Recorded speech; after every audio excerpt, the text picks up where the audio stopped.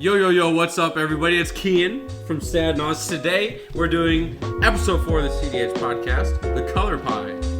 And pie. Today, I'm joined by my co-host, Adam, Poppyphobia. What's going on, guys? Spencer, Mosef. Hello! Bryce. What's up? Mr. Valium.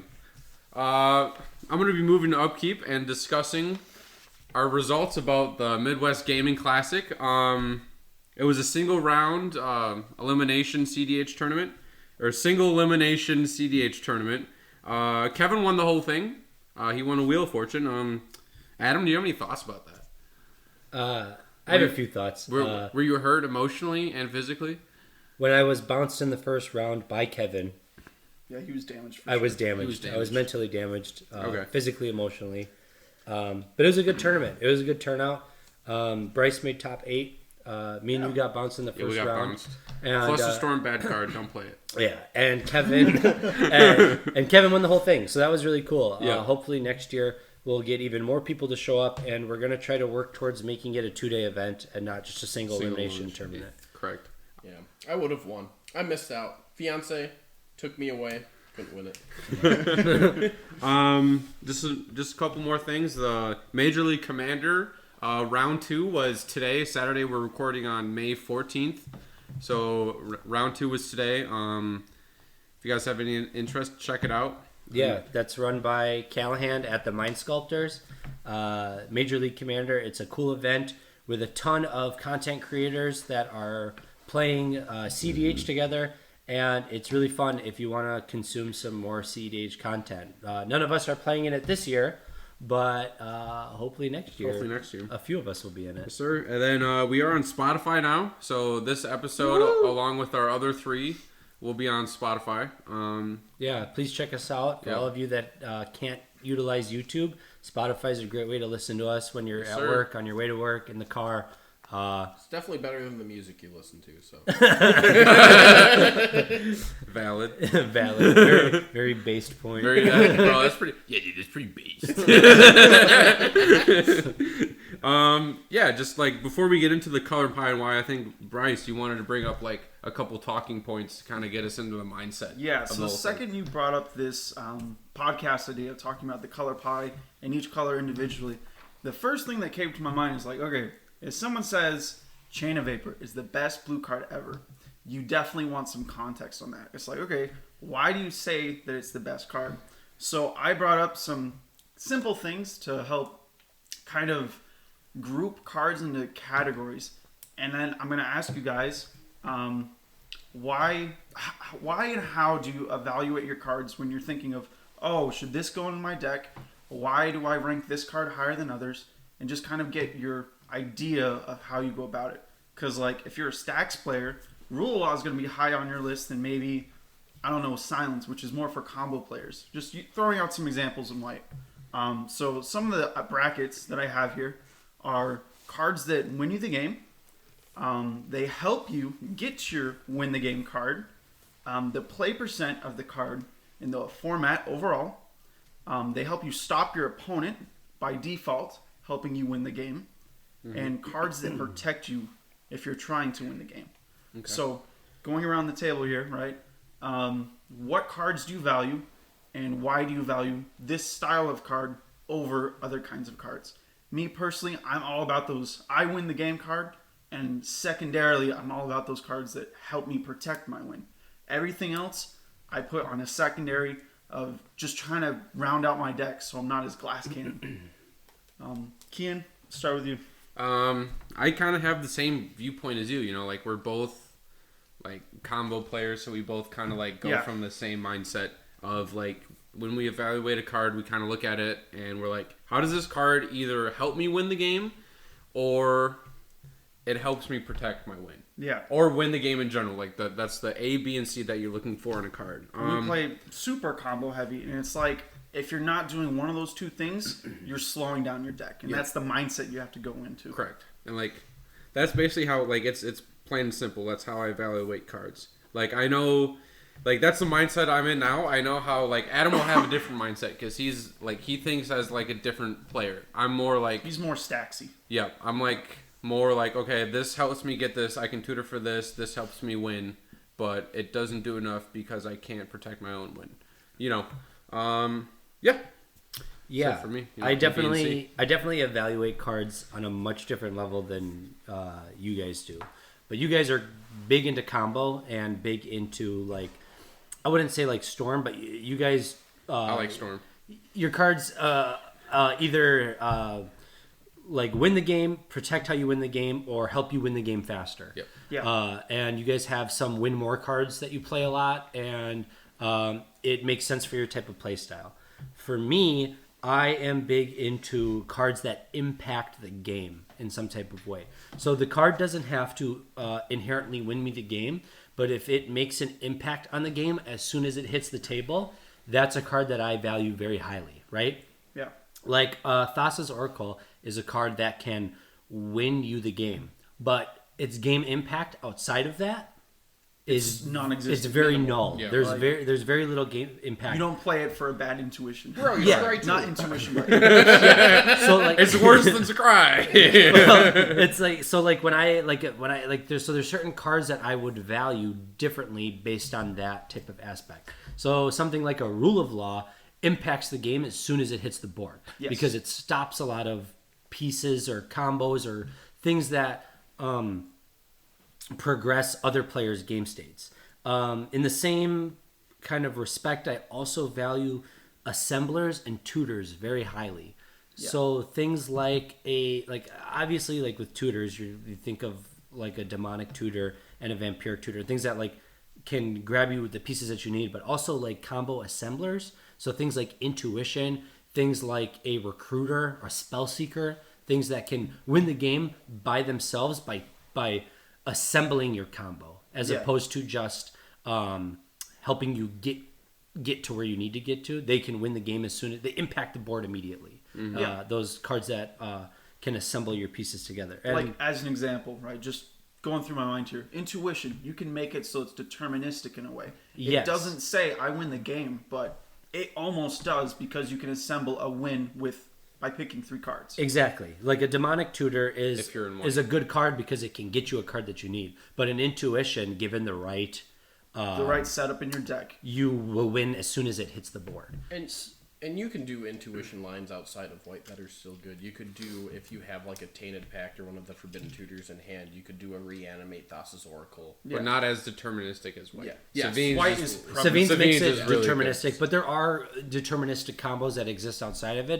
Getting 3 cards, 2 in your graveyard and 1 in your hand, is powerful in the format regardless. Correct. I also really value fair magic cards, so stacks pieces, that kind of Big stuff. boo on that. Because that falls same into that game impact, and then like protective spells and proactive spells, so things like counter spells and stuff. I'll always find those to be like really high on my list of like cards that I need to run in my deck, even if like maybe I'm in a color pie that doesn't, or a color in the color pie that doesn't utilize itself very well to that. I'll still value cards that do that very highly. Like a Mana Tithe might not be a really good card, but like when you're playing mono white, it might be worthwhile to run because it still has game impact. Yeah. Because especially in CEDH, like any type of Because that style of card is still good. It's just you're in those colors, so this is the bottom of you're the barrel. restricted to it. Yes. You don't have a lot of options. What about you, Spencer? Like, how do you evaluate cards? Yeah, so the way I evaluate cards, especially on how good they are cards that I see in a multitude of different decks. So if I see a card that's showing up in many decks, many different strategies, it's just proving itself as a better card because it's seen slots in something that, you might have those. I guess, for instance, something that someone might say, this is an amazing, great card. Deflecting Swat or Jessica's Will, those are great red cards. You might not see those in a Kenrith deck. Like, granted, they're good red cards, but there are still cards that are better than those that are taking up the slots. So you look at cards in vacuums? Yes, essentially. And sometimes I don't. Like, some win conditions are so good that it's hard for me to not put them on my list. Like, I guess, spoiler alert, just for one, just to prove my point.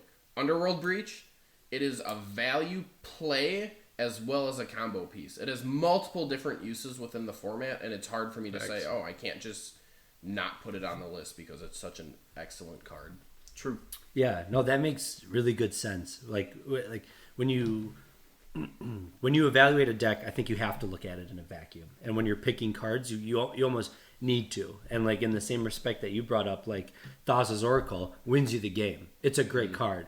But when I play Jessica Ishai, I don't run Thassa's Oracle. Even though it wins me the game, well, so does my commander. So how high do I value it? You know, in that vacuum sense, it makes a lot of sense to look at cards that way. And I think that's the correct way to look at it, because in cEDH we get like all the best cards from every like print of Magic. And you can't look for synergistic cards because we can run all the best cards. Why would you run synergy cards when you can run the best cards? Like, yes, there may be some synergies. Like Kark, for example, can run like flip crap. Yeah. But you're not playing Kark. Who the fuck cares? Play all the best cards. That's why you look at cards in a vacuum, to your guys' point. Yeah, like for a lot of decks, synergy means a lot. Yeah. But if outside of that, how do you evaluate those cards? Correct. And I think it's something that it might even be something that casual players bring in, where it's a pet card that they have. They're like, oh, I love it. It works so good with my commander. Or, oh, I love it. It works so good with what I normally do. It's like, but there's something that's strictly better that can further your game plan and just win you the game. Yeah. It's like, is this optimal? Yeah, No. it's not. It's cute. Well, I was just about to say, I think in the cEDH community, we call that cute. Yeah. Like, you'll hear that all the time. Like, what, like cute. in any Discord you're in, if you're like deck building and you're showing a deck, and like there's two terms that you'll always hear, and that's wins more and cute. Cute, yep. Like, okay, yeah, that card is good, but it's a wins more card. Like in Jessica Ishai, Thoracle is just a wins more. But actually, I have a foil Valdecnori. I like to play it in my cEDH deck. Well, like the reason why I bring up like Thoracle and Jessica is it's a really good example, because like you can run Thoracle and it will win you the game, but when is it useful? When someone has a Teferi's protection and they phase out the game and you can't hit them with combat damage. Okay, but who's running Teferi's protection right now in the format? Not a lot of people. So that's a wins more card, right? More times than not, you might get hit with an Angel's Grace, but then you're just like, well, I'll just hand the game to you because I milled my library. Angel's Grace is a golden card. Yeah. I hate that card. The card sucks. You know how many times Bryce, when he played Zur and I was playing Kess, he just sat there 1 mana open. I'm like, laughs in one. laughs. I'm like, all right, Thoracle, no responses. Consultation, Angel's Grace. What would you like to name, good sir? Speaking of white cards, Well, so I think that it's really good that we kind of started with how we evaluate cards, because we're gonna go into the color pie and why. the color pie and why. Basically, we're gonna go through the color pie in Magic In Wilburg order, including artifacts, and we're gonna talk about what we think the best cards in that color are. And I think we all made our own separate lists. We all picked a 5. 5. We all picked 5 of what we think the best cards in cEDH specifically are in each color. We're gonna start with number 1. What's the best card we think of that color? And then we'll discuss the other 5. We'll go through the other 4 that we picked as well. And hopefully we'll get some good discussion. I don't think we all have the same cards, which is fun. And we'll get to argue about that. Yep. So we'll start with white here. I can go first. Sure. And for my number 1 card in white as a color pie, I picked Rule of Law. Okay. What did you pick, Ian? I think we should just get them all out there. Yeah, and go Sure. From there. I picked Esper Sentinel. I picked Dranith. I pick silence. Okay, No, perfect. so we all have different cards in the top 5, or in our number 1 for white. I'll defend mine first. Okay. I picked Rule of Law as the best card in white because, for one, how I stated earlier, it's a game impact card. Oh yeah, for sure. As soon as it lands on the table, it impacts the game and affects almost everybody at the Fuck! table. I can't win anymore. Basically, that's I what need a bounce spell. That's what it feels like to me. Now, an argument, I guess, can be that not every white deck will play Rule of Law. Not every deck that has white will play Rule of Law. But to me, it is the staple of white. When you think of white decks in cEDH, the first card you think of is Rule of Law. Yeah. So to me, that makes it, in my opinion, its most important card, and it reflects the archetype of white, I think, the best way. But obviously, you guys might not agree. Yeah. With I mean, Has that Sax mindset. And I was gonna say too. So you play Rule of Law in your Stacks deck. Do you play it in Jessica Ishai? No, because it doesn't. But you think it's the best white card? Why don't you play in Jeskai Star? And then here's another thing. What's In your going on stacks deck, do you play silence? It depends But because but is it in the list essentially? it depends. A lot of my stacks deck do not run silence anymore because when you are playing stacks, silence is no longer necessary. But Esper Sentinels ran in both, correct? Esper Sentinels ran in pretty much every white deck. All right, that brings me to my point. Esper Sentinels top white card. All right, what's the white's number one problem? I'm just saying generally. What's white's number one problem? It's too good. What's white's number one problem? It's drawing cards. It's drawing cards. The amount of times I've seen this, not even like you resolve a Ranger Captain of VOs, right? What's your target? 99% of the time, what's your target? On Ranger Captain? Yep. Monkey. I mean, that's kind of... No, Esper Sentinel. No. Esper Sentinel if you're playing the game correctly. Mab Knight? Esper Sentinel. Esper Sentinel solved like white's problem. The amount of times I've seen it cast turn 1 and no one pays the 1 because it's like, that's not a fish. I don't care about that. And it's drawn at least 2 cards. I've seen it drawn 2 to 3 cards a cycle. It's crazy. See, the problem is that Esper Sentinel would have been the best white card, but now with Benny Brack's Zoologist, card draw is completely fixed for white. So Oh yeah, just let me hop right to Benny Brack. I don't even play white. Fuck white. Dude, White's a bad color. Convoke at the beginning of each end step. If you created a token, draw a card. That's just broken. So Oh yeah, you just play Smothering Tide. You figured it out. it's 1 mana most of the time, like Esper Sentinel. And it's Esper Sentinel is. I think we can all agree that Esper Sentinel is a really good Magic card. it's a good Magic card. And like it draws a card, like it's a Tymna attack stick. But it gets hit with Mental Misstep. True, but how many times have you seen also it? the 1-drop is a huge push for it because white also has a problem with ramp. Yes. Correct. Yeah. But it also counts to my dock side. It does also. It also count counts towards your opponent's dock side. It doesn't count. I don't towards play your dark white, side. so I don't care. All right, Bryce. What do you think about Draenei? Draenei. Oh my gosh. Okay, we're in Commander, right? Your centerpiece of the deck is in a zone that's not your hand, right? Immediately hits that. It also hits Breach, which is super prevalent. Very relevant. As Spencer's already said, Breach is just good. You don't even have to combo with it. You can just be like, okay, replay 3 things, pass turn. It's good. Wait, Breach is a good card? Yeah, surprise. Oh. Newsflash. Thanks, Watsy. So it's one-sided. You don't have to compromise your game plan to it. Like Rule of Law, if your deck says, crap, it's Rule of Law, I lose, it's universal. Everyone gets hit by it. Draenei, it's just your opponents. It's a 2-drop. You don't have to commit too much mana to it. And it's always going to be relevant. It's not a situational stacks piece. Everyone's using their commanders. If you tell them, no, you can't, that's a big increase. I have to agree with you there. The asymmetrical Is so huge. it's so powerful. Asymmetrical stacks pieces are very powerful. So before we move into the 4 other cards that we have. Well, Spencer still has to talk still about has to go. silence. Oh, silence. That's right. You Oops. forget he's here? Yeah, silence. He Silence! silenced me, and he just proved why my choice is the most powerful. So, on that topic of asymmetrical abilities, something that says your opponents cannot interact with you or they cannot continue their turn is huge, especially for 1 mana at instant speed. If you have the necessity, if you have the ability to win on your turn and you cast a silence, if that silence is not countered, you undeniably win.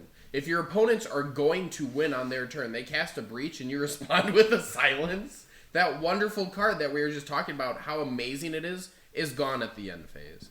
You have a lot of versatility with the card Silence. While I will admit Draenei is amazing, it's asymmetrical, the only point I would say against it is some commander decks aren't based on their commander. Some use their commander for value or to generate value, but it is amazing against Breach.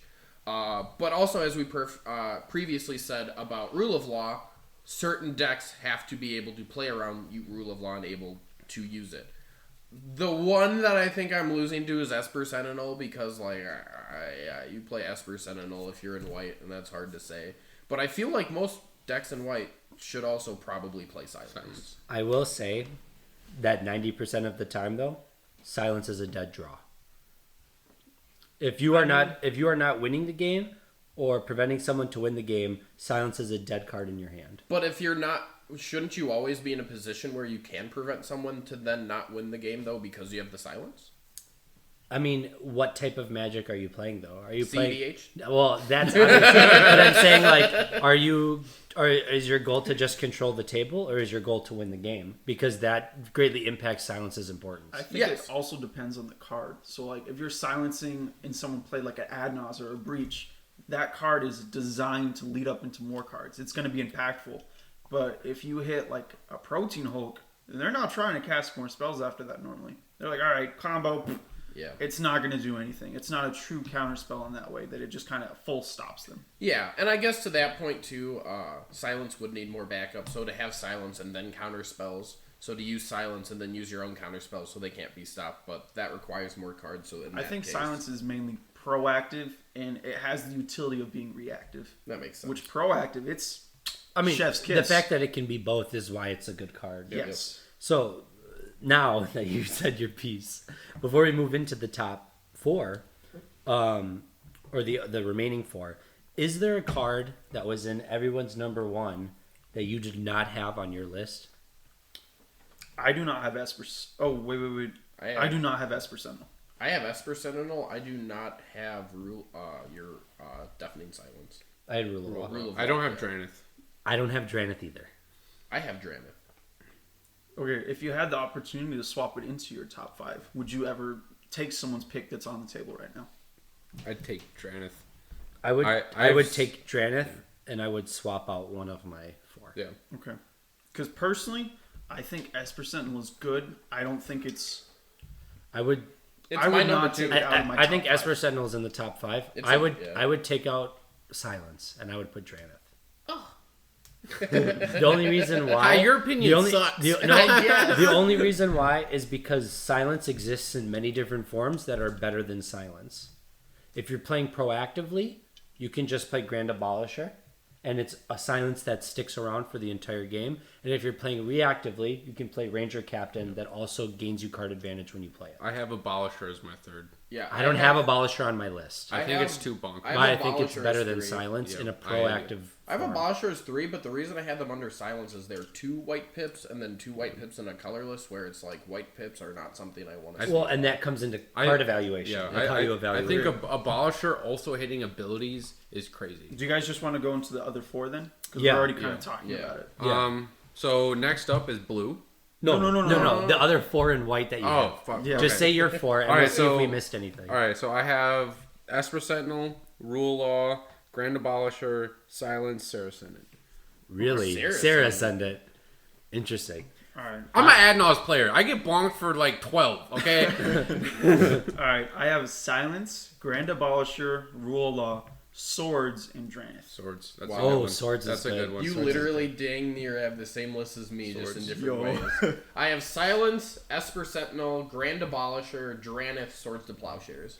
I think I missed Swords. Swords is really good. Okay. Yeah. So I don't play it in Kenrith, though. for my 5, I'm a lot different Too than many you other good guys. cards. Okay. I have Rule of Law, Okay.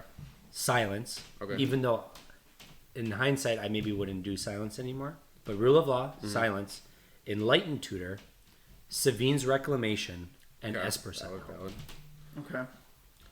Enlightened Tutor, I can kind of understand. Savine's, I can see Savine's. Savine's I is can very see Savine's. important I to can white. see it being up there. I don't see it top 5 because it's kind of, if your deck's built around it, it's good. But if you're like, there's quite a few decks where I'm like, I'd rather have something different than Savine's. Yeah. I will say this: Savine's may not be utilized in every deck that could play it, but I will say that it is important to white's identity as a color play. When people are splashing white into To play Savine's. decks, it's to play Savine's. Yeah. That's pretty true. I'll give you that. And then Savine's and Silence. the reason why I only have Silence and I don't have like Ranger Captain or Grand Abolisher is because those effects to me are all the same. And for me, too, they have a higher mana cost. Well, yes, some of them have a higher mana cost, but to me, like, I wouldn't put Silence and Grand Abolisher on the same top 5 because they're the same thing. You know, one does one better than the other, or vice versa, so I on don't and so forth. think so. Yeah.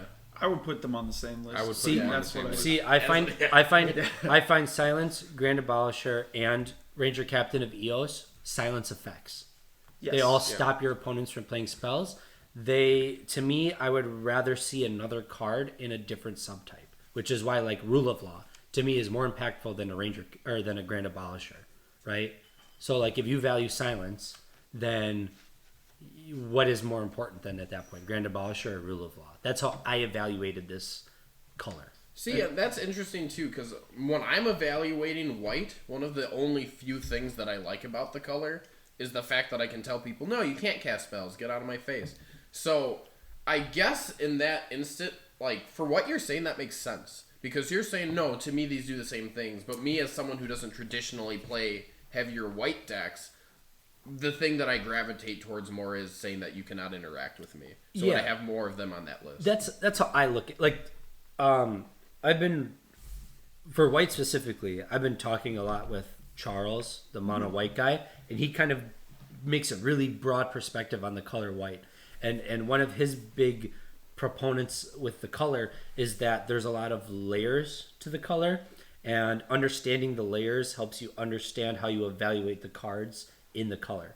So like that's why like I call Grand Abolisher a very proactive card, because you are saying you cannot cast spells on my turn. When I'm going to combo, you have no way to.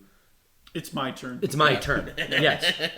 And that's why I value Grand Abolisher in a proactive deck more than I value Silence. Silence is very good, but a Grand Abolisher has the exact same effect as a Silence, because when I play Grand Abolisher, you need to counter it. If you do not counter the Grand Abolisher, you can expect me to win. You know? That's why I see them very much the same. Same with Ranger Captain, but I find Ranger Captain to be reactive, because Ranger Captain sits on the board state and tells your opponents, go ahead and try, because I will stop you without having to cast another spell. Right? So those three cards do the same thing, but in very different ways. But that's why I would only put one on my top 5 list. And I'd rather use another spot to showcase another card that does something much more different that I evaluate as even on the same power level. Which is why I don't have a lot of like we'll see when we get to blue. I only have one counter spell, because I think it will represent counter spells as a whole. But I find one to be the most powerful. Okay. I mean, this is important to clarify as we describe our cards. I think that's perfect. Speaking of blue, Yes. moving on to blue. Blue's number 1 card. Adam? I picked Start us Flusterstorm. off. Flusterstorm. That's in my top 5. That is also in my top 5. Flusterstorm to That's my me top is five. the number 1 counter spell that blue has, Facts. and I think it's the best, and it's my number 1 spell in blue. Okay. I guess we'll have an argument. Yeah. I picked Time Twister. Like Okay. That's interesting. yeah, like is an interesting- speaking from like a Turbo Naus player, I want my graveyard filled. Like, but outside of my perspective, having Time Twister in any deck is just like pure good. You get to mess with your opponents, disrupt their wins if they're on breach lines, and it's a wheel in blue. Like, I just think it's like there's a reason why it's Power 9 and why it's played in every single cEDH deck that's blue. Yeah. I mean most people are cutting it for like just like Windfall. I mean, they're already on Windfalls, but they're just cutting the Time Twister. But I think it's still like an auto include.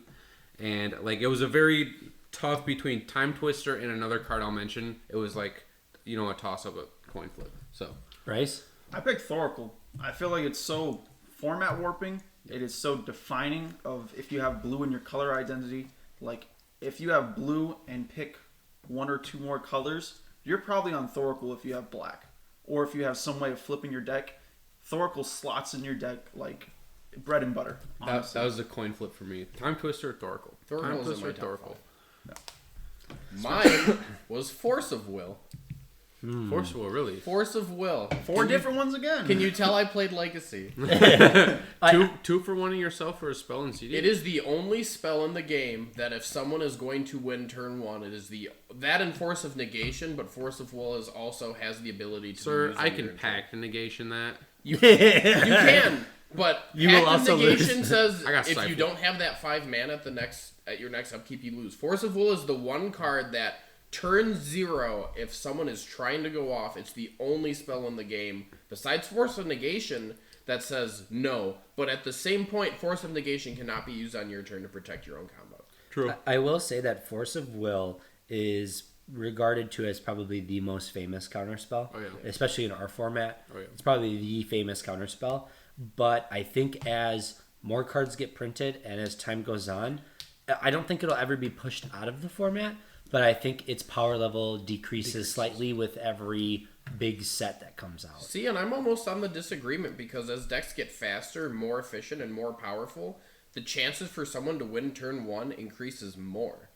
And to have that turn 0 interaction increases its value a little bit more. It might just be the meta too that exists currently, but I feel like the very, very fast decks are not as often played as they once were. Like Turbo, ever since the Flash Hulk banning, I feel like Turbo has kind of become slower. You know what I mean? It's transitioned more into like mid-range. It's definitely more mid-range now. So maybe Force of Will, in my eyes, isn't as powerful as it maybe once would have been. But it's definitely, it's definitely like, I could see why it's in your top 5. I will say it's not in mine. Yeah. I also used to be in the same train for you, but like from experience, like I have Force Will, Brain Freeze, and like that's it. That's all I got in my hand. And then you like try to go off. I'm like, I don't want to exile this Brain Freeze because I could win on my next turn if he flubs. Like 2 for 1ing yourself for a spell. Like the interactability that you can have if someone goes off turn 0. But how often does it happen that you have Force Will plus another blue card? Well, it's conditional. It It is conditional, but it's technically still conditional. Yeah, but having that extra blue card that's relevant to your game plan is like more often the case, at least from like my point. And I don't want to exile that Brain Freeze. True, but from that perspective, would you rather still lose the Brain Freeze and try to win another way, like with a Thoracle combo, or just lose that turn? I sculpt my hands based off mulligans, and if I have Brain Freeze in my hand, then I'm going for a Breach win. I will say, though, in any deck that has a counterspell suite, Force of Will is always in there. Yeah, it's gas. I'm not saying it's not a good card. I'm just saying, like... You guys are making good points, though. Yeah. 100%. Yeah.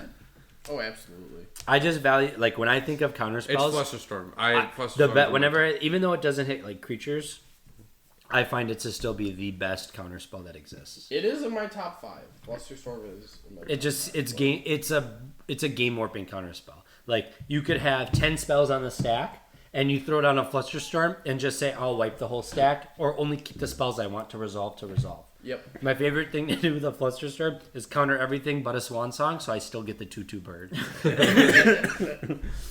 All right, so moving on to like... No. We got to talk about this Twister. All right, I feel like that's the hottest take I've ever seen. Yeah. I think it's bad. Yeah. Okay, so I agree with I'm on Kian's side with this. I'm on Bryce's All right, side. listen. No, I'm playing Thrasios Timna, right? I'm not playing Breach. Fuck Breach. Bad card. Sans red. Even if you're playing... Get it, Breach. Someone explained this to me the other day. Even if you are playing Breach, the option to have a turn 1 wheel makes Time Twister worth it in every deck. Correct. Because if you're on Breach lines, Time Twister... maybe not Time Twister, but like... Wheels are valuable in the game. Turn 1 wheels are the best wheels. If you're going first to turn 1, no. What do you mean no? If you can mulligan and semi-sculpt a hand versus a random hand, always take the sculpted hand. Correct. I can't tell you how many times I've drawn 6 lands and a fucking mana rock off of wheels. Maybe you just need to shuffle better. Yeah. So I will say, I play Time Twister in Toxtro. Yeah. I do not play it in Kenner. Okay, how about Time Twister loops? You can't do Time Twister loops without a Time Twister. Well, yeah, but I can't do. But I play Kenner. What the? I'd rather just wait, win. what?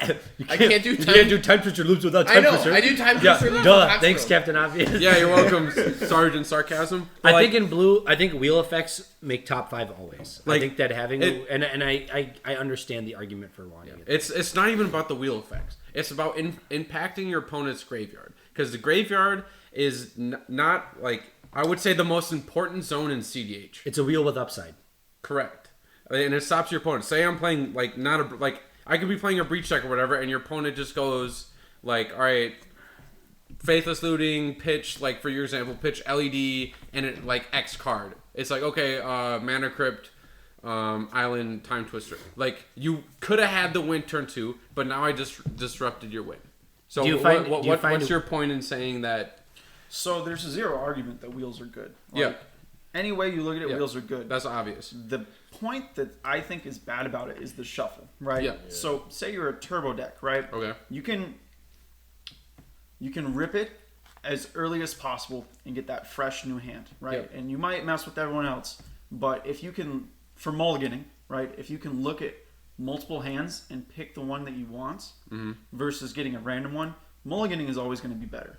So turn 1 twister, I don't think it's better than just keeping a hand with a mulligan. But the reason In why some is cases because it is. the reason why is because when you have a turn 1 twister, not only are first off you have to ramp into it, which means you already have 3 mana on turn 1, which is normally a good board state to have, and you're disrupting everyone else around you's sculpted hand. True. Which is so much more. If you have a semi sculpted hand that has at least 3 mana and can turn 1 wheel, and you can disrupt everyone else who mulligan down to their perfect hand, you are impacting the game immensely. But now, if you're a breach deck, would you rather have a turn 1 twister or a turn 1 wheel of fortune? Wheel every single I'd time. rather have both. If I can land No, either, you get one or the other. if I can, no, I'm saying no. What I'm saying is like if it's in your deck, right? Like in your deck, you have a Wheel of Fortune and a Time Twister. Turn 1, both of them have the same amount of impact. Because in a breach deck, what am I on turn No, 1? they don't have the same No. amount of impact. Yes, they do. If you're gonna turn 1 If wheel, you're gonna follow up with a breach, having 7 more yeah. cards in your bin is huge. okay. In what scenario are you turn 1 wheeling with 5 7 more cards in cards. your bin? It sets up for an earlier breach line. By the time that I twister, the only card that would be in my bin would be Wheel of Fortune. It doesn't really matter. It's just cards in your bin. That lets you get Yeah. almost 2 more casts of whatever spell you're trying to go off with. Yeah. Wheel is just so much better if you're trying to do breach lines. And I was about to bring that same point to Windfall. Windfall's doing the same thing. It's Yes. filling up your graveyard. which is what you I know, but I don't think that redundancy in wheel effects is ever a bad thing. No, I don't think we're arguing that. No, I wheel think- is good. How Yeah. good is your here? The In my shuffle- breach deck, how good is my underworld breach if I don't have the cards in my graveyard to breach with? Hey, But, if then, I- but if all that, I- that's their point. That's our That's point, in that saying Wheel of that Fortune- you'd rather discard the 5 cards so you have another cast off breach than Yeah. shuffling it off the Time Twister. Yep. And to their point, like, yes, you'd rather have those cards. Like, yes, it's good, but what are you going to get off the 7? You're not going to get you may get a breach off the 7, you may not. You may get a tutor too. You may get a tutor, but you may get a tutor off the 7 that you draw off the Time Twister. Yes. It's really up to fate. Yes. And however, so regardless of the 7 you get up to fate, I- one of those options still gives you fuel in the graveyard, and one of them does not. Correct, but would you rather have fuel in the graveyard or fuel you can cast again? Fuel in the graveyard because. But you can't cast those cards if you don't have Breach or Yogwill. Why would you want to have those cards in your graveyard instead in your library that you can tutor again and then proceed to go off? I don't think that Time don't think Twister it would is the do number it 1 again. card in blue. I think Time Twister deserves to be in top 5. Yeah, I took it as a controversial take, so we can argue about it. and it's happening. My plan has come together. my plan is coming to fruition. No, yeah, in my opinion, like it's just not quite. If you're on a breach deck, it's not as good as the other wheels.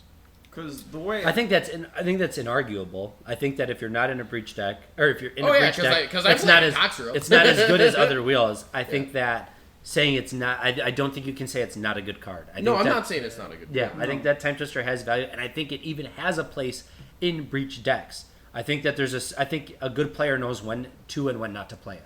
if you're not on white, it's a good reset button. Yeah. I will give it that credit.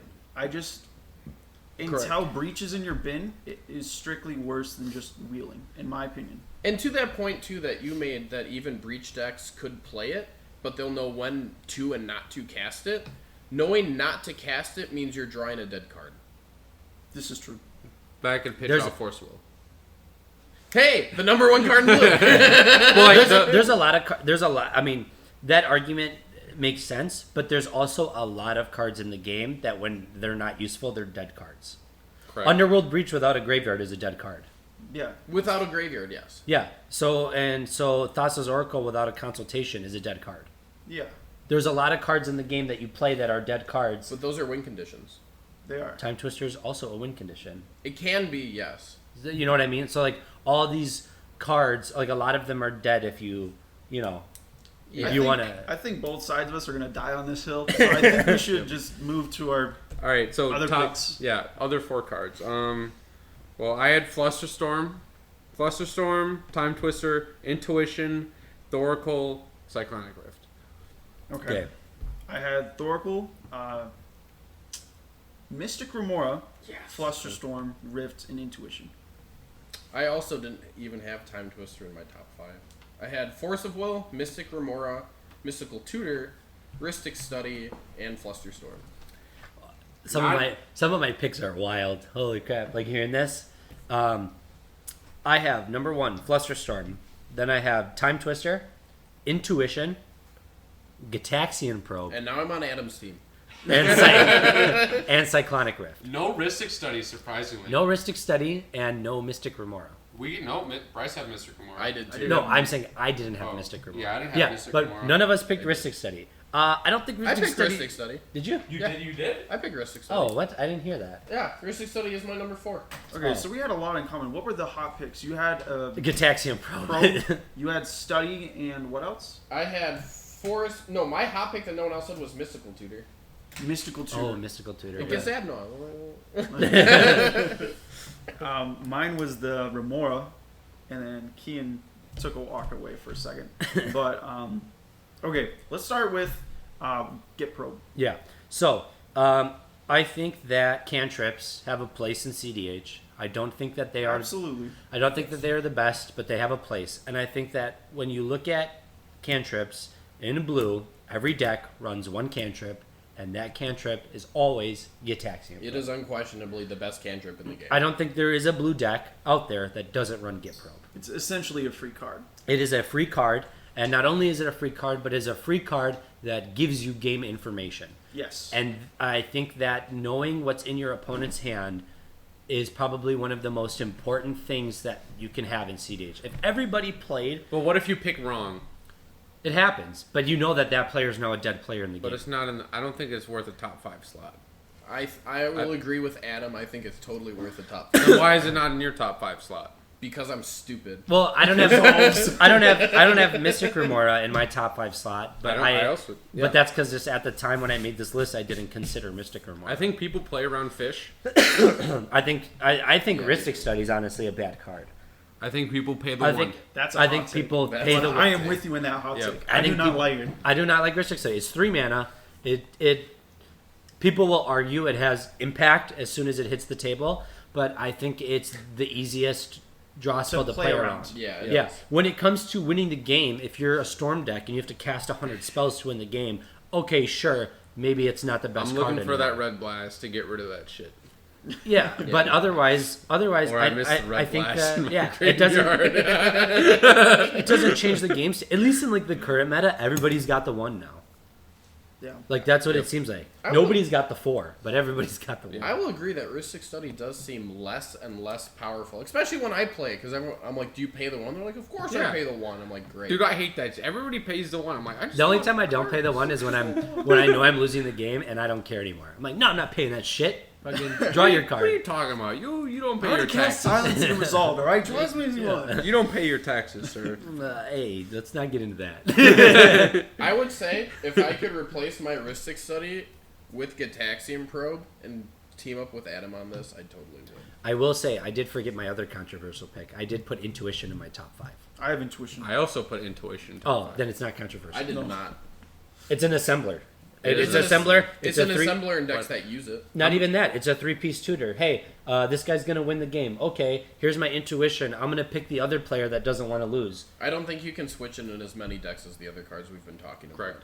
I'm You're- go ahead. I was think gonna say I'll see Time Twister, damn near, It's- Gitaxian Probe, Force of Will, and Flusterstorm in way more decks than I'll see Intuition for. Yeah, my because PvP. intuition is highly underrated and underplayed. I think people feel like they have to play intuition if it assembles their win con in the deck. It's also one of the best tutors in the game. I will give a caveat to Intuition, and that if you're just trying to get one card, it's probably one of the worst tutors you can get. Yeah. If you can go into deck building and go, okay, if I play Intuition, what 3 cards do I get? What deterministic things can I do here? It suddenly turns into one of the best tutors in your deck. I think What that it's- redundancy can I grab? Because that's what you have. If 3 someone resolves the Intuition and they three choose counter you. spells, Yeah. 3 draw spells. I mean, you if can there's- get if you there's- can get Razaketh, Reanimate, and Entomb, Yeah. and If you're a smart player, Well, yeah. whatever target they give you off intuition doesn't matter because that's the card you needed. Anyway. It That's does the card- require some build around though. Yeah, and to your point too, I don't where even you- think build. I think a good player will know what cards to pick to make the intuition pile always in your favor. Like when I cast an intuition, I think any deck can cast an intuition and make it the best tutor. Well, in you have any Savines. deck. That's not fair. No. Any deck. Because it's a tutor to your hand, and it puts the cards in your graveyard, which right now in CDH, a card in your graveyard is basically in your hand. Have you played a deck without Savines using intuition? Yes, I've played lots of decks with it. And to your point too, though, that you made before, if you're It's in like almost every blue Razaketh deck too. but if you're picking, like you said, I need a counterspell, I'm picking 3 counterspells. They know which one you have, and they're gonna give you the worst one. But they're also in white. And one that they can one that they can probably deal with comparatively to the So other. what do you two. mean if they're in Well, they're in their graveyard reanimation. every deck has graveyard synergies now? Okay, I will say this, right? I'll play devil's advocate. I love intuition, but I used to play Zur the Enchanter. Intuition was the worst tutor in my deck. There is nothing you can do with it in a Zur list that feels good. It all feels like, okay, let's just throw out 3 tutors. Hopefully they'll just What do you give me mean? one. In Zur, it gets you Gets you what? Necropons onto the battlefield. So does Zur if he swings. Yeah, exactly. Intuition? Yes, intuition. It You doesn't go. put it on the battlefield. I'm gonna put it to his graveyard. Yes, you can. You're in Zur. You can get Necropotent, Sabine's Reclamation. He's talking about if you. We're casting intuition. Yes. We're searching up 3 cards. Yes. Your opponent gets to choose one. None of them go on the field. No, but it's an assembly. You win the game as soon as you cast intuition How? because it's the same lines as you would with like with Jessica Ishai. You can just get. You don't play Breach because you're not in red. It So doesn't you're matter. saying I can get Necropotence and Savines, right? And then Yep. one more, and I can just Savines back Necropotence. Yes. Right. Why do I want to spend 5 mana on a non-mana intensive deck? That you can just swing Zur and get it for free. It does the same thing. It's redundancy, which is what I'm arguing. Intuition is redundancy. And there's no real permanence in the deck other than Necropotence. I mean, there's a couple enchantments. There's like maybe Rest 6 for free. creatures. Savines feels like a dead card outside of Intuition. And what if you can't get? What if there's a Draneth out and you can't get Zur out? How do you get your Necropons? Kill the that's Draenor. yeah. Swords of Plowshares. I'm just saying, like, Intuition for 3 I think, removal spells. I think intuition is, and I've had a lot of conversations with people about this. I think it is the most highly underplayed tutor in decks that exist because it, with the amount of graveyard synergies that exist in CDH right now, intuition should be played in far more decks than it's played in because you can always set the pile to get what you want no matter what. No matter what, you're getting 3 cards, and no matter what cards they give you, it's a card that you wanted because you got to choose all 3. Okay, well we'll leave it at that. Yeah, Okay. this is another die on the hill situation. Yeah. I'm surprised none of you guys have Cyclonic Rift on your list. I do have I have Cyclonic Rift. Rift. Oh, I don't. 3 of okay. No one Are we has not it. listening to each other? I hear anything. Okay, like Psych Rift, I think is just It's good. It's It's a too one-sided powerful. board wipe. Yeah, it's too powerful. What goes wrong with I that? will Exactly. never argue that it's not a good card. It's I just really don't good. have it in my top 5 because if I had a top 6, then it would be number 6. But Yeah. All right. Well, moving on to Do we black. even need to discuss Mystic Remora? Are we good on No. that? Mystic Remora is a good card. Yep. I didn't have it in my top 5 just because I didn't think I had room. I could probably swap it for Get Probe, I guess. Okay. no. All right, moving to black. Moving to black, the best color in Magic. I'll die on this hill. Number 1, Ad Nauseum. That's my number 1. Ad nauseum. I said demonic tutor. I also picked Demonic Tutor. That's my number 2. 2v2, baby. Yes. That's my number 2. All right, so DT gets you 1 card, but Ad Naus at least gets 10. Adnaz is 5 mana. DT gets And that me doesn't Adnaz. matter. You're playing black. Adnaz, everybody sees what you DT get. gets me Adnaz. DT gets me whatever I want. DT I'm get- gonna be real with you, Chief. I think I've only DT'd for Ad Naus twice, and I've been playing the deck for almost a year. every deck with black runs DT, not every deck with black That's runs true. Adnaz. Yes, and that's a fantastic point. Okay, you're correct, but how does DT is the card like we were discussing before? DT is the card that helps you set up to win the game. It's not the card that wins the game. Correct. But Yeah, but can you do DT loops? Can you do DT loops? I don't know No, what those you- are. no, I just What? I think DT is just such a unbelievable. Yeah, 1 in a good black, get a card. card. And like When you add Naus, you're like, shoot, I didn't hit my one other piece. Oh, I hit DT. I hit my other piece. DT guarantees gets you what you want. Yeah. Ad Naus does not. And at any point in the game, like, What's the favorite thing that you see off of an Ad Naus? Mana Rocks. A DT. Wrong. Mana Rocks. No, I mean, Mana Rocks, yeah. Mana Rocks, and then I like seeing DT. When you see DT off your Ad Naus, you're like, oh, okay, I still I win do the game. Okay, so DT good card. No one disputes Yeah, that. no, good But card in general. the main point I'll make is if you're drawing a card, right, and it's DT, or the card you're DTing for, why would you go through more steps to get the card you want instead of just going, oh yeah, it's there. Here's my argument to that. Yep. What's the name of this channel? Ad Naus. No. What's the name of this channel? Sad Naus. Why is it Have that you ever name? heard of a sad DT? Yes. Yes, I have. I've DT'd for a land twice. That is literally your fault. But you needed a land, and it was there when you needed it. Yeah. I was not playing Rog Silence. I think the funny part about this is like like the way that we play. Like whenever you DT for Ad Naus, but when you Ad Naus, you really hope you see a DT because they both can win you the game. Like, you either see your combo pieces or you see one of them in the DT for the other combo piece. If you have a Thoracle in hand, would you rather see an Ad Naus or a DT? Yes, Adnos. I would much rather see a DT. I'd rather see Adnos. It also depends how much mana you have. And if I don't have that much mana, I'd rather see a In DT. my deck, I'd rather see fucking Adnos all day, baby. But that's in your deck. That's in your deck. Correct. I'm talking about in a specific Would you area. rather have 10 cards or 1 card? I would rather see an Depends on the intuition. You're gay. This Oh is wait, not, we're this in is not a black. black We're in card. black. Shut up. We're in black. So 2v2, we got Ad Naus and DT. Adnos DT. All right. Moving on to 2, 3, 4, or 5. Yeah. I have DT. A second, obviously, good card. Tainted Pact. Razaketh. Calling the Weak. Those are some spicy. Those are picks. some bad picks. Yeah, I was gonna say, what the fuck? Those are bad. All right. What are you? I Okay. got- You I want wonder to who plays fight? Rock Silence. All right. All right. I well- picked the 5 most important black Yeah, cards. yeah. Let's say your shit first, and then I'm gonna fight you and tell you why you're wrong. All right. I got Naus, Tainted Pact, DT, Vampiric Tutor, and Deluge. What are you guys' picks? Okay. I got Demonic Tutor, Vampiric Tutor, Peer into the Abyss, Ad Naus, Dark Ritual. Dark? Really? These are such crazy picks to me. Yes. Why? Why? My 5 are Demonic Tutor, Okay. Okay. Opposition Agent, Why? Praetor's Grasp, What? Razaketh, and Ad Nauseam. Ad Nauseam. That should be at least number 2, So buddy. Oppo Over Adnos. Grasp. Yes. Over Adnos. Well, he has Naus. No, I have Naus in my list. You didn't put it higher than the list. That means you thought of it last. No, That means you thought of it last before the other You 3. have Grasp, Oppo, and Razaketh. Over. Adnos. over Oh, this is over gonna be a hot no, take. I have those over Tainted Pact, Toxic Deluge, and what was your other pick? Why did you say it like that, Dom? Yeah, because think about it. Vampiric Tutor. Vampiric Tutor. Okay, Why? I have Demonic Tutor. Vampiric Tutor's not as good I as already Demonic have Tutor. DT. Okay, so In you some cases, no, it's not. Someone Wheel Fortunes or Time Twisters, and I have Vampire Tutor. Yeah, you said Time You're Twister's talking good. about specific situations. okay. Okay, but how many times do you wheel I just in think a, that in a too- Well, I game have of city? Vampire Tutor in my top. Yeah, Just shut like the okay, fuck- shut the fuck up.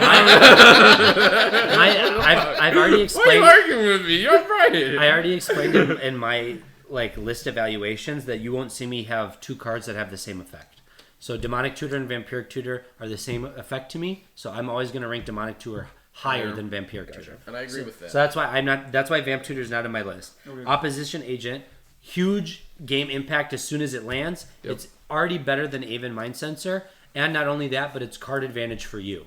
So that's why I picked Opposition I can Agent. understand that, but Praetor's Grasp? Praetor's Grasp. Really? It's proactive and reactive. You can take out someone else's win con, and Okay. you can also win the game with it because it's a tutor to help you win the game. It's It's Grim Tutor in a wheelchair. I already know through all this. What do you mean, Grim Tutor in a wheelchair? literally. You're going up in card advantage while making your opponents like you can essentially make your opponent lose Last the I game. checked, it doesn't put cards in your hand. You don't have more card advantage. What if they have a Draneth out? It is It's a in your dead hand. card. What do you No, it's mean? not. It's an It's an exile, exile. Oh, and they have my the Draneth out, you're fucked. Sure. And what if they have it in their hand? You're also fucked. And then Razaketh is just a win. Razaketh, yeah, Razaketh I is can a It's win. a understand. win con. That's Yeah. fine. All right, go ahead. I was gonna say, so like I play opposition agent, and like it wasn't even in my top 5 because I know decks like Kian's do not play opposition agent. Like I base my cards off of. Kian's deck is like 3 mana. I should win the game with that. Yeah, Like, and I respect the shit out of that. no, like, what I'm that's saying, like he cEDH, doesn't baby. have. That's a very specific deck that doesn't have the room for opposition agent. Any have 4. any I don't- other I don't any play other it. deck besides like that, like In Kenrith. Specific deck. Yeah. I mean, I played in Toxtril though. I love opposition agent in Toxtril. It's won me so many games. I think most decks Regardless. that splash black run opposition agent. I love a it. fair amount. So Yeah. I had demonic tutor, and like this is the one difference again that we have. Like I value just card the quality regardless of if the effect is the same. So demonic tutor, vampiric tutor, 1 and 2. I had Peer into the Abyss over Ad Naus only because I have rarely, but I have lost casting Ad Naus and not seen shit. I have not once casted Peer into the Abyss and lost. I just can't. I you just win can't, the game off Yeah, I 42 cast Peer into cards. the Abyss. I was like, whoa, it looks like I win, guys. I And just can't value Peer in the Abyss that high. Like It's so hard for me to cast. It's not even funny. I have casted it enough times and won with it every time that I've used it that I'm like, yeah, I love this card. I mean, it's a good card. It's a really good good card. card. I don't But, think it's top But I don't think it's top 5 for me in black. It's my top 5 because every time I've used it, I win. Yeah. And then that might just Dark be a personal experience thing. And then number 5, I said Dark Ritual because it makes my Peer into the Abyss and Adna so much easier. I just do it. I didn't have any rituals. Rituals to I me. think rituals in black is why you play black. I love Dark No. Ritual. Tutors in black. I love Dark Yeah, Ritual. I think that rituals are Like, good, and rituals excluding tutors, why do you play black? because What Adnaz, win cons, yada yada yada. But how do you? why do you play Because black it's the besides best all these color in reasons the I game. just listed? Okay, all right, maybe I'm Because wrong. it's the best But color in Magic. Bryce, before we get to your point, I think we both have Tainted Pack because I think we both view it as a duality of a card. Yeah. Yes, it can win. It can win the game. It does have deck historical. building restrictions. Correct, but in does. CDH you don't give a fuck. You're always gonna. Yeah. But I think the second thing of this card, it's a tutor. It's not like. It's the worst It's tutor in not- your deck. But it's still a It tutor. can screw no, you no, over. no. We real have bad. demonic consultation, all right? that is the worst tutor. Always in the top 6. Unquestionably. Yeah, I'm gonna name Spell Pierce. I don't think you can value the forbidden tutors because I think it's so funny when without you Tainted Thoracle, the Packs- forbidden tutors would be so fucking ass nobody would play them. I would Yeah. still I maybe would play play Tainted Tainted Pack. I Yeah, would- I'd play Tainted. Yeah. My man. I would probably play Tainted Pack too. Yeah. It's a last ditch effort instant speed and fuck it. I don't know. Like, It just need doesn't scratch top 5 for me. It doesn't scratch top 5 for me either, but I'd still maybe play it. I I'd play like it in it. Toxtril because the deck's bad. I like it over consultation because you can end step Hopefully. it around a rule law, exile down to like the second card, go to your turn and hard cast a Thor. That is funny. Funniest thing, and people are like, "Wait, that's a creature. These all say non-creature counters." That is a good way. That is like a pseudo way to get around like Yeah. rule of law and stuff. Which It's so ballsy, but it works sometimes. why didn't you have Razaketh? He's good in a couple decks. Yeah, It's like A couple, more like half the DDV. but that's half. It's 50%. That's a good win rate to me. He's in But least but but as to far the as point that we staples made, for black. DT is in how many of the decks? That all of play them. black? All of them. Yeah. What about Adnaz? 90%. 90%. That's why GT number 1.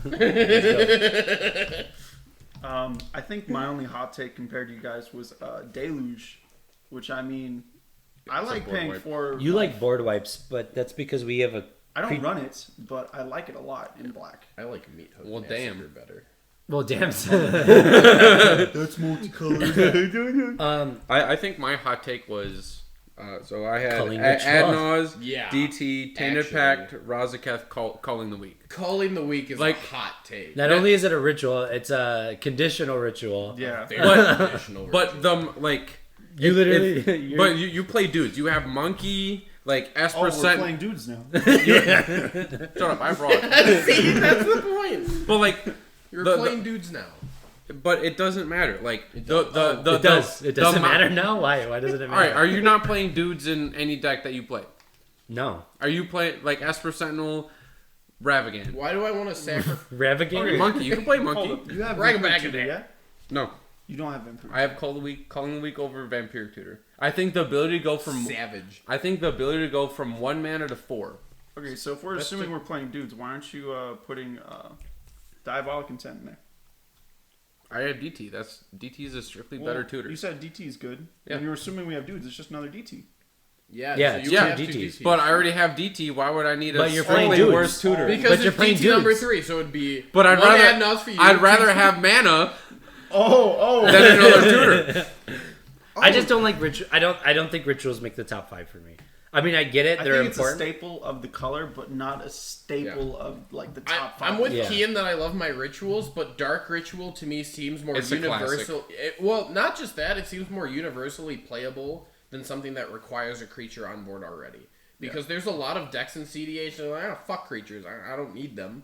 Especially in the black colors, because you're normally using artifacts to get that kind of mana. I feel like Kian just was like, "What are my favorite cards inside this round? This is my top 5." Maybe. I do also like Dark Ritual because I've noticed that in Black in particular, the cards that are like format defining and like, oh my gosh, this is what Black is good for. They all have multiple pips in them. Yep. And Dark Ritual's like, hey, like let me spoon feed That's you. why black is the worst color because every spell has multiple. Hey, play Brain you Dead Magic. You take that back right now. Black is, if not the best color in this format. You gotta say it Sim. for the viewership. Listen, you're diluting your deck. What? I already gave Spencer the 2.5 hour rant.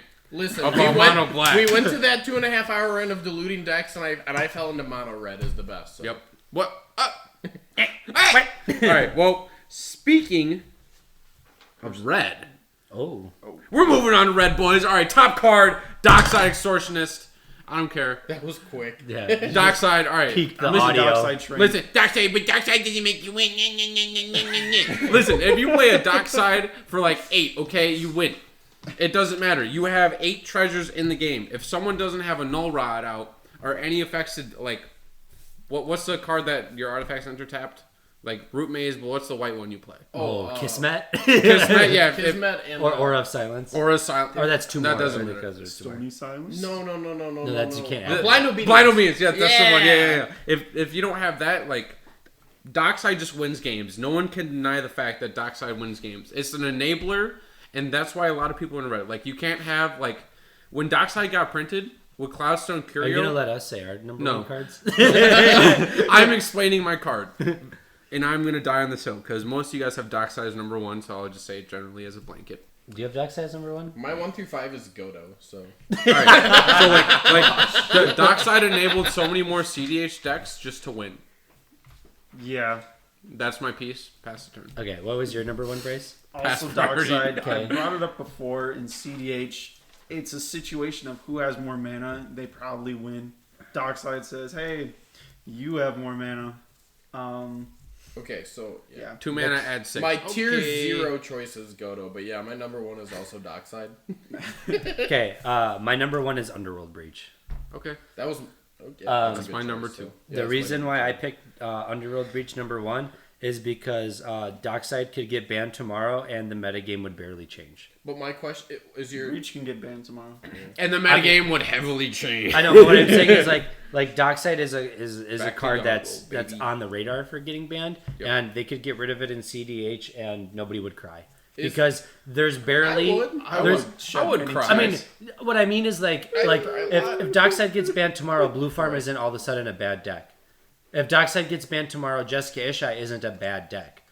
Rock Silas isn't a bad deck. All these decks still You use an exist. infinite combo. I feel like that's kind of relevant. I mean, it's just a Winsmore combo in my deck. Yeah, I can do Dockside loops to win the game. I also use Dockside loops the least out of all my combos in the deck. That's a I've seen you sus win statement right there. more through Baron Master Wizard and Dockside. Well, that's because you then- guys play. then That's you because do- you guys only play non-creature counters, and I can win through them by tutoring for the correct cards. Or can you? Well, I mean, when I mess up my own win cards, because I forget how Baron Master Wizard works, that he can bounce Draneth. Yeah, okay, maybe not, but but yeah, like I just picked Underworld Breach. I don't know. I think it's the most powerful card in red. That's why I picked it. It's my number 2. So going on to 2, 3, 4, 5. Breach, Wheel of Fortune, Blood Moon, Deflecting Swat. I got picked Dockside, Blood Moon in Breach, here? Wheel, Blood Moon, and Gamble. You guys both picked Blood Moon? Okay. Dude, Blood okay, Moon's stupid. we'll get. So my number one. So Dockside, Breach, Gamble, Wheel, Jessica's Will. Okay. So Interesting. I have Underworld Breach, Wheel, Dockside, Gamble, Jessica's Will. Fuck yeah, Spencer. Yeah, dude. I think the reason Me and why Adam we have been played on Blood Moon is wavelength. such an ass card No, while it's- Dockside exists. no, it's not. No, it's not because It is. and I play No. I play both. the amount of times, like, say you're playing Mono Red, right? Yeah. I play a Blood Moon. You're sitting against, like, the more cEDH has progressed, the more greedy their mana base is. Like, Yeah, I get nobody that. runs any like, they run basics, but not enough to, like, fetch for a basic. If you just slap a Blood Moon, you're like, okay, I have to wait for artifacts. All I'm gonna say is Yeah. there are players better than me at Mono Red, and in that Discord they have all cut Blood Moon and they have all cut Magus of This Blood is my argument. Correct. They've Okay. cut Magus. I don't. Moon. They've cut Blood Moon Blood too. Moon. Well, at Kian. least in the Godo. Kian, proper. do you play Blood Moon effects in any of your decks? Yes. Which deck? Magda. Okay, Magda maybe. Do you play Blood Moon effects in any of your decks, Bryce? I'm in 4-color. No way in hell. Okay. I have played Blood Moon effects in my deck, Yep. and I've cut all of them except for Magus and Winota. Because Blood Moon effects just don't do enough. You know why? Because as soon as I cast Blood Moon, you're just going to use your artifacts that tap for colored mana to go Dockside. tutor for a Dockside to go get more colored mana to get removal for the Blood Moon. Because it's Or just to super just win. easy to play around now. You just play around it now. And it's not that hard. The only time Blood Moon is good is on turn 1. Yep, I agree with that. When you can 100%. hit all the fetches before they come down and prevent everybody else from being able to react fast enough to get rid of it. I agree with that 100%. And like, and I play both of the Blood Moon effects still in my Godo only because like I love to fuck over Kevin. And it's 5-color text. Kevin has the greediest mana base out of all Yes, of us. he does. But it I still listen fucks to it over. If you play turn 1, 3 opponents are out of the game. I just don't think If- it... I don't I think can play Dockside turn 1. It doesn't do dick. I play a Blood Moon turn 1. You win. But So that's Dockside an- isn't the number 1 card then if you can play it turn 1 and it doesn't do anything. Adnaz, no, you can't play turn 1. It's still top. But DT you can. DT turn 1 always.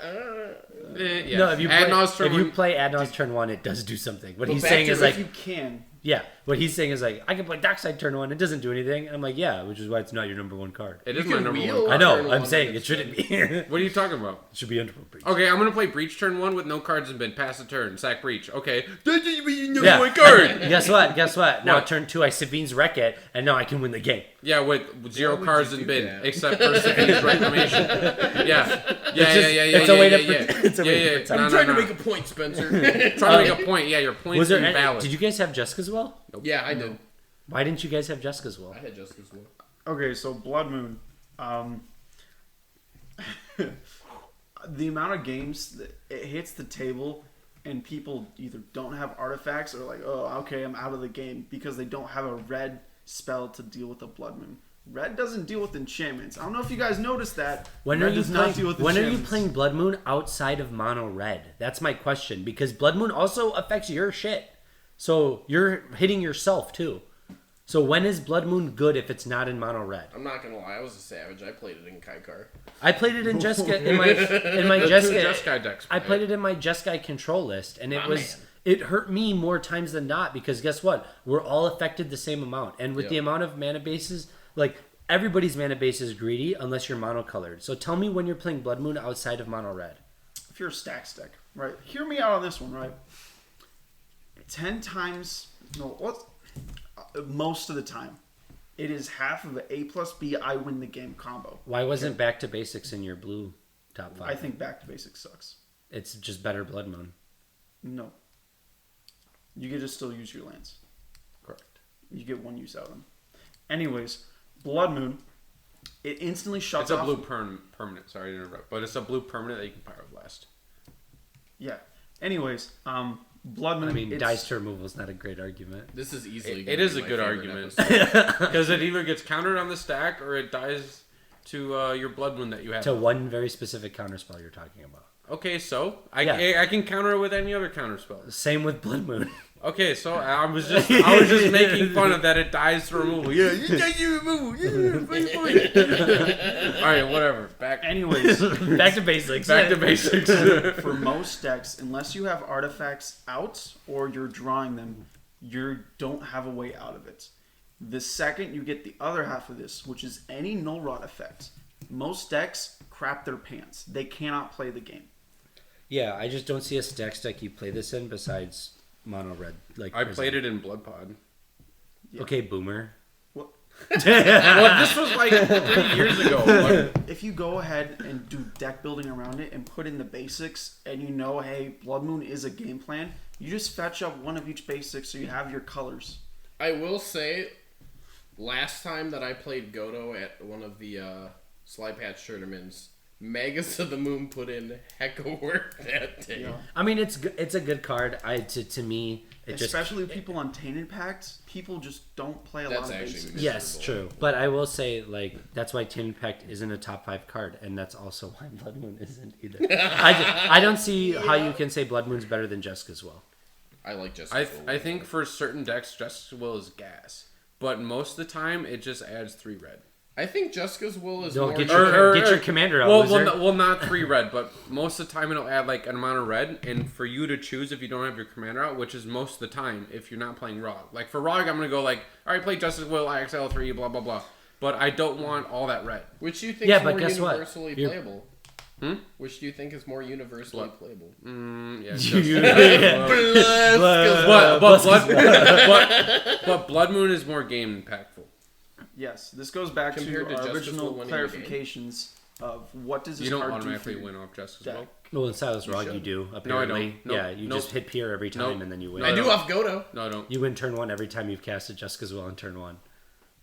No. I do with Godo. We have game footage to prove it. No, you don't. Yeah, go check Nope, out fake news. go check out Spy Pack TV. All right, I won off a Breach Line. I did not win off Justice Will. Oh, I thought Turn you Jessica's 1. Will peered off the top. To be fair, and I mean, like, this is a horrible example because this is specifically to me, but if I Jessica's Will turn 1 with Godo and I play Godo with a Magnetic Well, you're Theft- playing fucking Godo, okay? You just count to 7 with the Magnetic Theft and you win. Yeah, Bloop, yeah. In my opinion, I could not put Blood Moon over Jessica's Will. I think Jessica's Will's better, too. I haven't used J Will, so this might be a little bit biased, but I don't really like the card.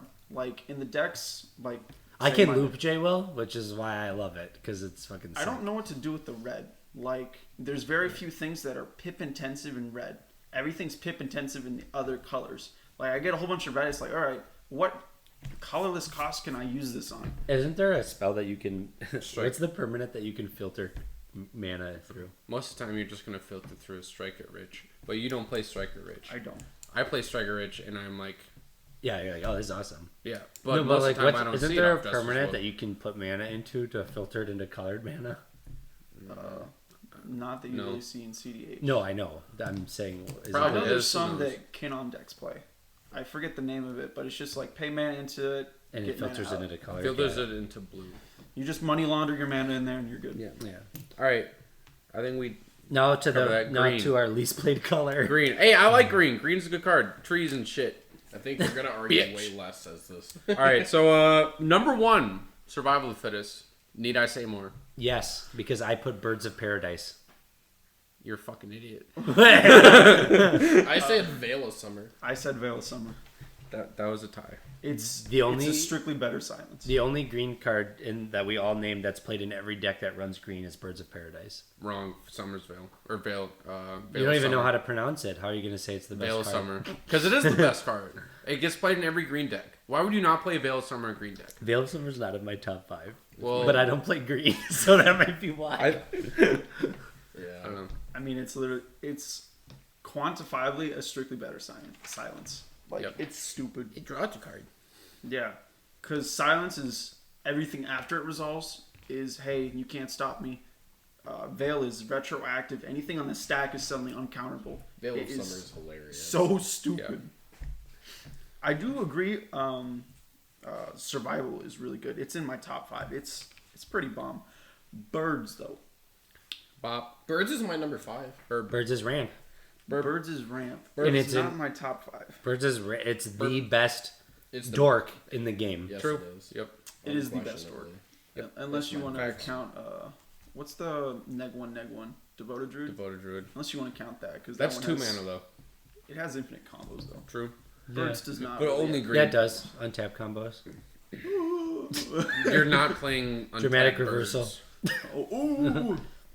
That's already an infinite combo. Alright, let's go for our extra 4. Alright. So I had Survival, Veil of Summer, Beseiju, who shelters all. Or who endures all.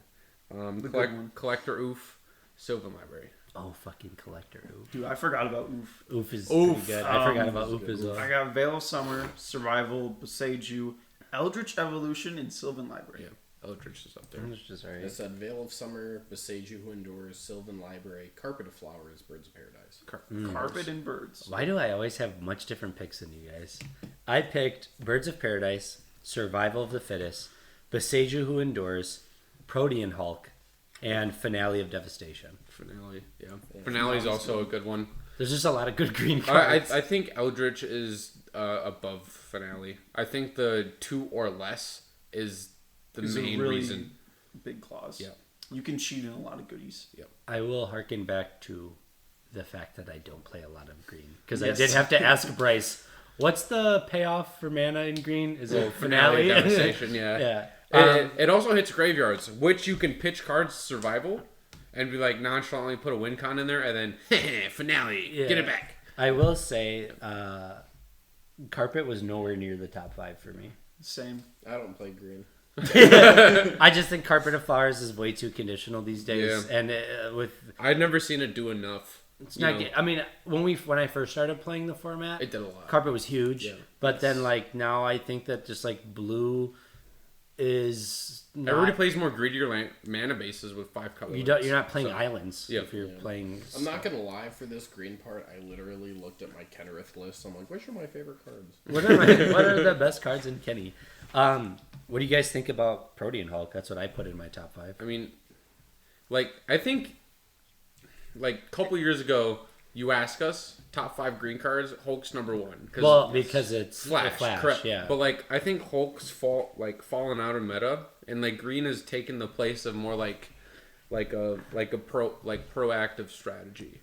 So I will Like- say that I think that we have a very biased mindset because we don't experience a lot of play outside of our core meta. Correct. Yeah. Because my experience is that Protean Hulk decks are still They're like, still good. not They're not good. still good. Like still, it's like Thoracle decks and Hulk decks They're are the the same thing. top two Yeah. most played decks in the game. I mean, they're the same thing. You get Spellseeker, Blood Pet, Fast. Yeah, the Hulk piles use Thoracle, but what I'm saying is like we play turbo decks, right? Yeah. So we have Thoracle console. That's what our goal is. Yeah. That's how we play.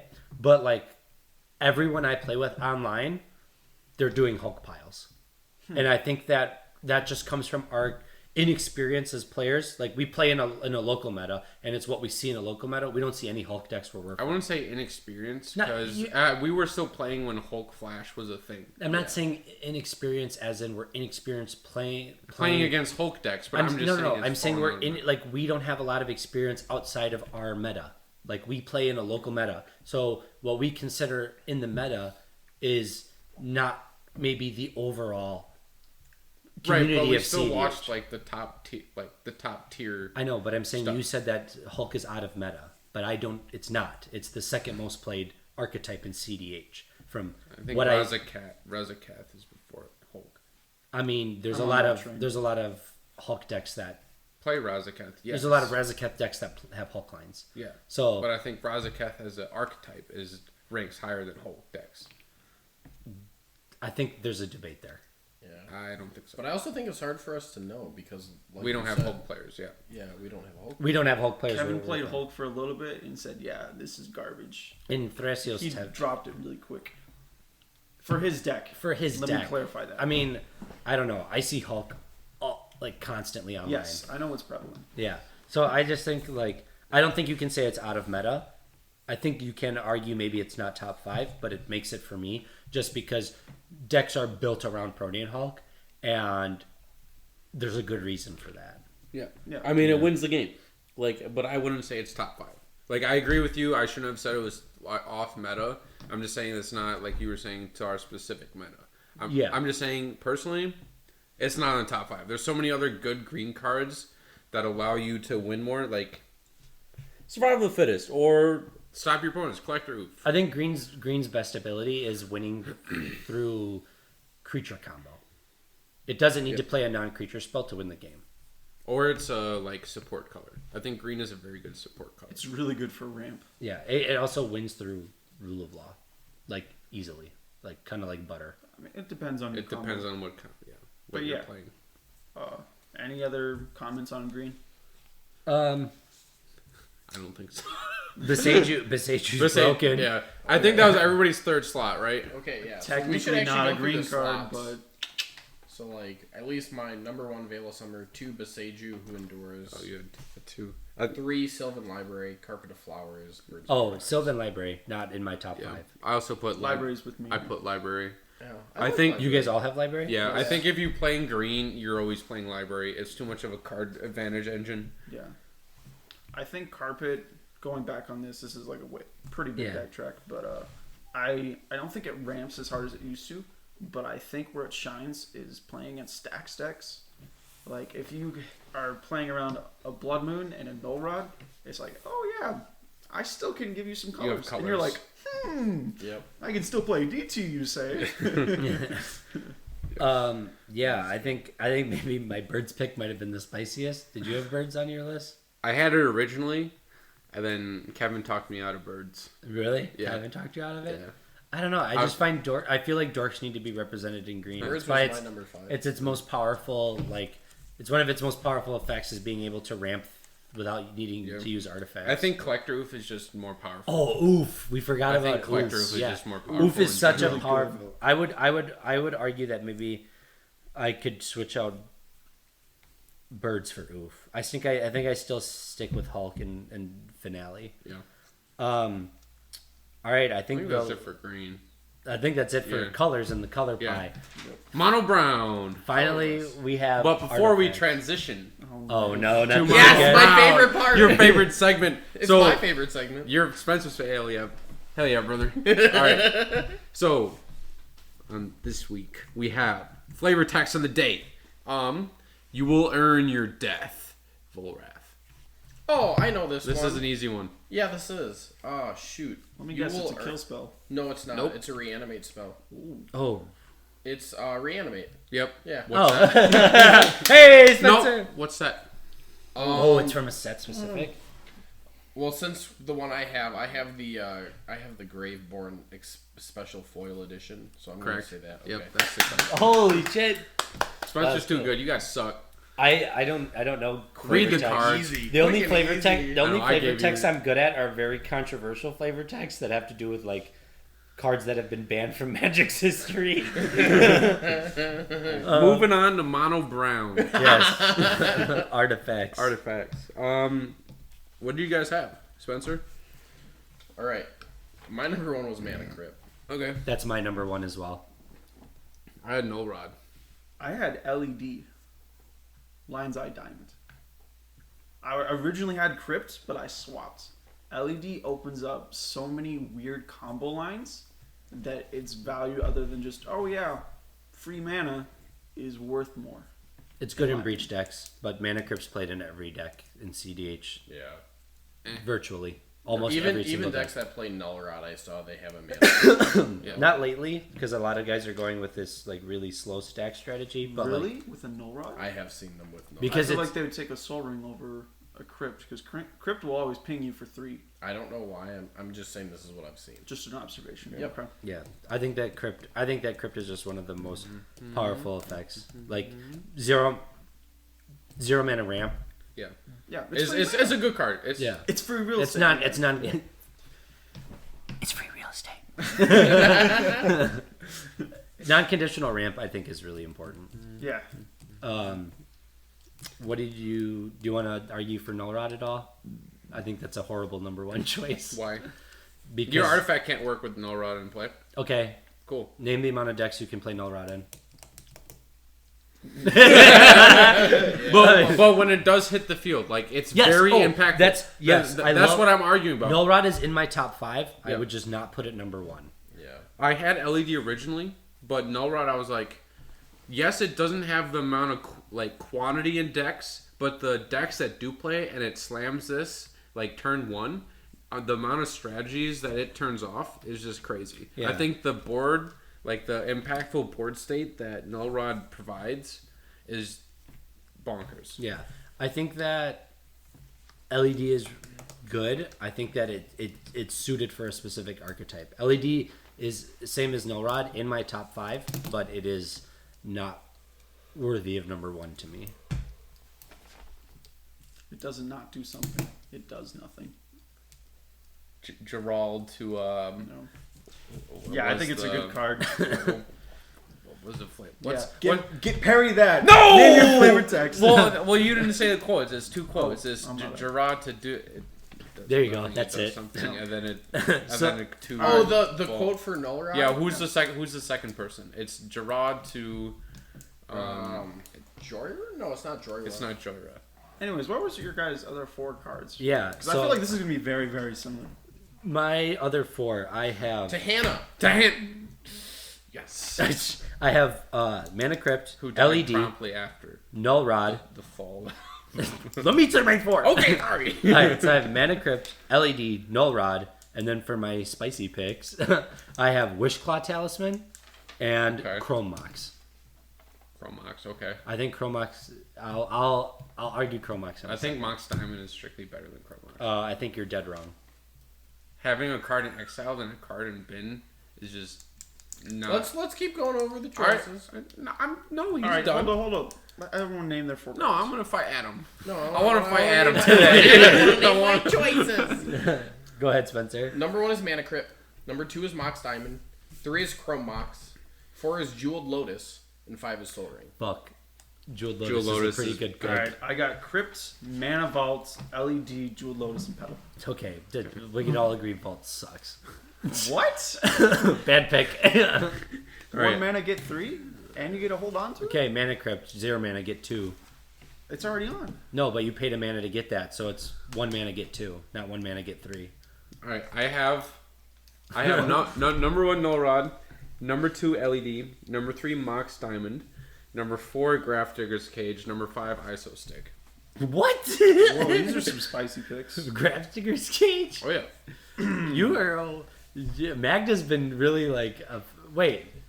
What? Why did you pick Graph Digger's Cage? The amount of strategies that it cuts off, having a Graph Digger's Cage in play, cuts off Breach decks, Hulk decks, and Razaketh decks. Because you can't tutor Razaketh.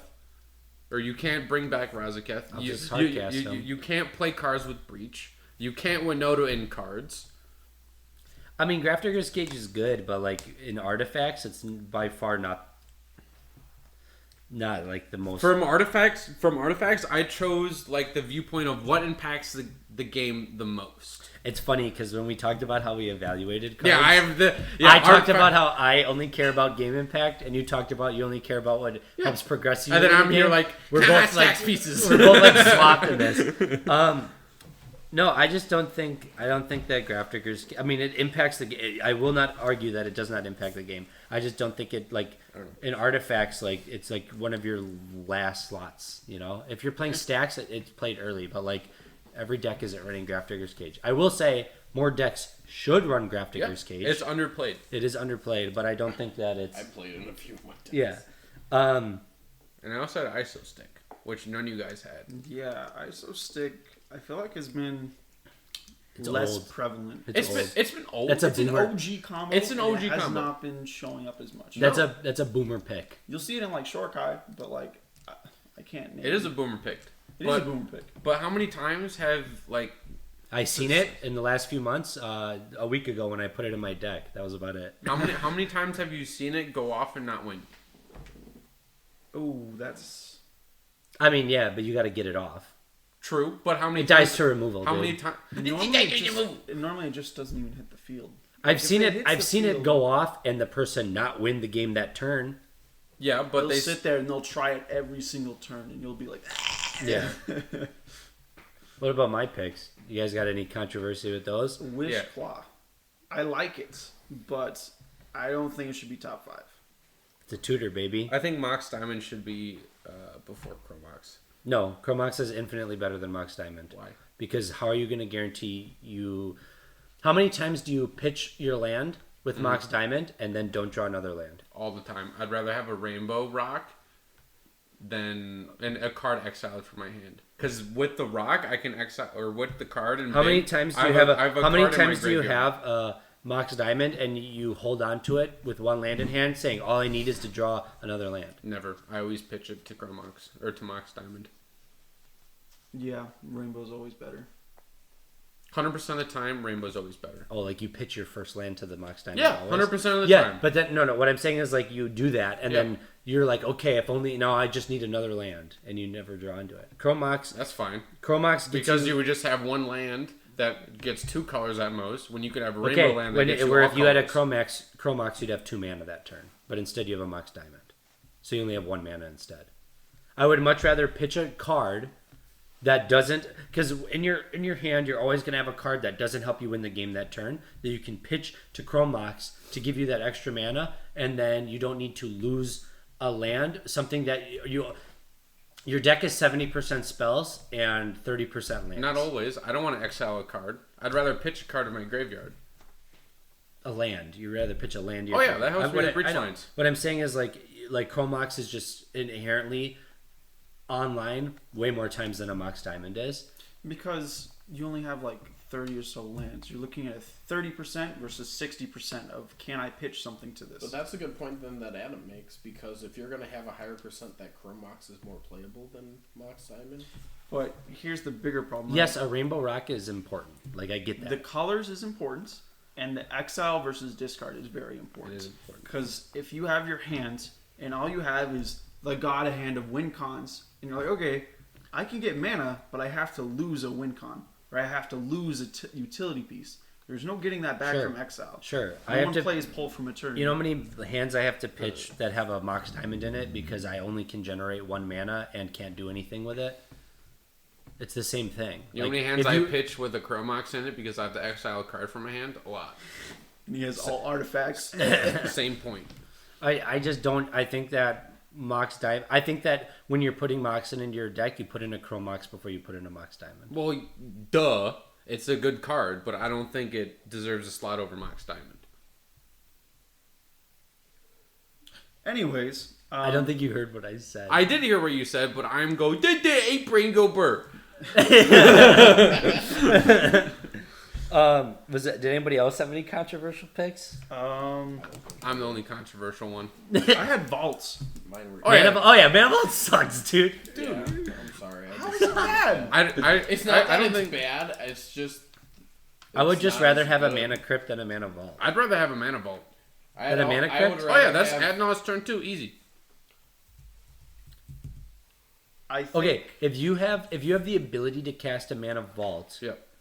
Over a crypt. Hell a yeah. Mana Crypt. Okay, Okay. listen. If you have the ability to cast a Mana Vault, Mm-hmm. playing a Mana Crypt nets you the same amount of mana. yes, encrypt bolts. But what if I don't have the land?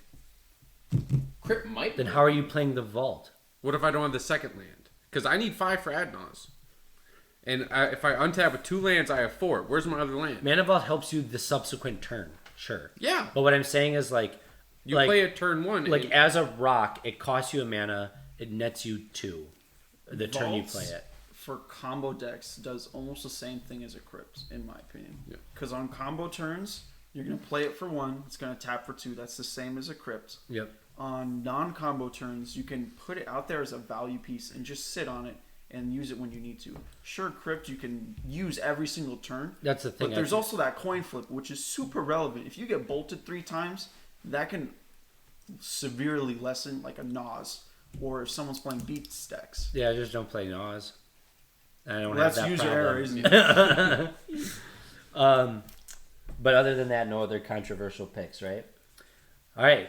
Well, then, now that we've got our color pie out of the way, I think we're going to move to the All right. cleanup step. Any end step triggers? Yes. I have an end sub trigger. Okay. What is it? Are you gonna fart? Your flavor text was too easy.